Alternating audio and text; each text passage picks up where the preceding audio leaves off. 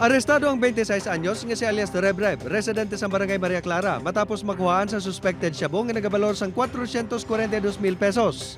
Sabay bust operation nga ginpangunahan sang ICPO City Drug Enforcement Unit sa Barangay Legazpi, Iloilo City proper. Ang subject nga ginakabig high value individual, ang ginapasuni runner para sa pila ka drug personalities. Kaginahimo nga front ang trabaho sini bilang delivery rider.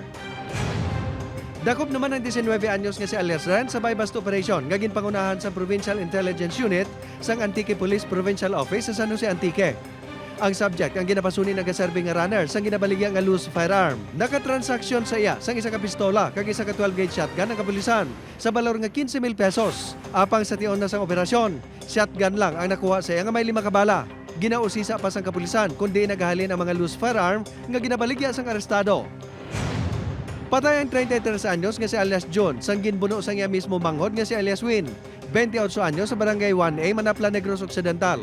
Suno sa kapulisan, pareho nga hupog ang magutot sa nagluntad ang ginamo, tubtob nga naglabutanay. Nagtambag pa ang ilamay kag ginpapauli ang mga ini sa ilatag sa kapulian, apang liwat nga nagsulong si alias Win. Wala nakapangaman ang magulang matapos ginbuno sa nagkalain-lain nga bahin sang lawas. Nagbato pa ang biktima, rason nga napilasan man ang suspect. Padayon pa ini nga ginabulong sa ospital. Wala pa matumod ang motibo sa krimen.